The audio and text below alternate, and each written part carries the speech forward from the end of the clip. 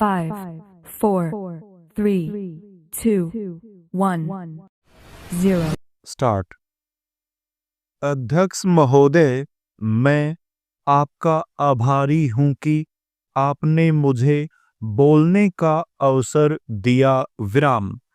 इस देश के वर्तमान भारी संकट के समय में और विशेष रूप से उस समय जबकि हम लड़ाई से अभी निवृत्त हुए हैं और आकाश में लड़ाई के बादल दूसरी तरफ से आने शुरू हुए हैं, हमारे वित्त मंत्री ने जो बजट पेश किया है वे इसके लिए बधाई के पात्र हैं।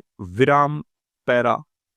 यद्यपि भिन्न भिन्न पहलुओं को लेकर आलोचनाएं की गई हैं, लेकिन यदि उनकी कठिनाइयों को भी देखा होता कि राष्ट्र को किन किन संकटों का सामना करना पड़ रहा है, इस बात पर भी अगर मेरे से पहले बोलने वाले वक्ताओं ने विचार किया होता तो मेरा विश्वास है कि उनकी आलोचनाओं का आधार कुछ दूसरा होता।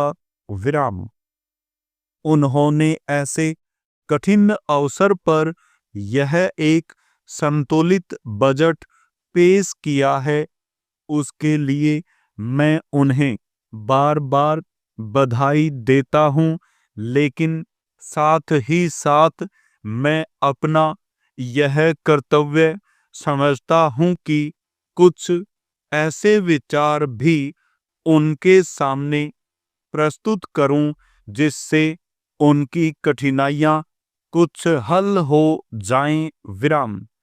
उदाहरण के रूप में विगत 2 वर्षों में लेखा जोखा कमेटी में बैठने के समय मुझे ऐसा अनुभव हुआ है कि इस देश में 2-3 इस प्रकार की त्रुटियां मौजूद हैं जिनको दूर करने के लिए, जिनकी जांच करने के लिए यदि कोई एक कमेटी या आयोग बिठा दिया जाए तो राष्ट्र को, राष्ट्र की सरकार को, राष्ट्र के विकास कार्यों को और राष्ट्र की रक्षा व्यवस्था के लिए करोड़ों नहीं अरबों की व्यवस्था फौरन हो सकती है।